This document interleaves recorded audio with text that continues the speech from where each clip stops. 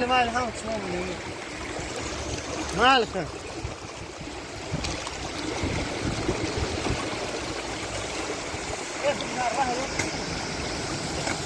ماشینا در آوردنی او راح شلون تابون راهی نمی همجا لقطه تشکون در جوش ها استقايس جاينا راس كلام يس بلان هديه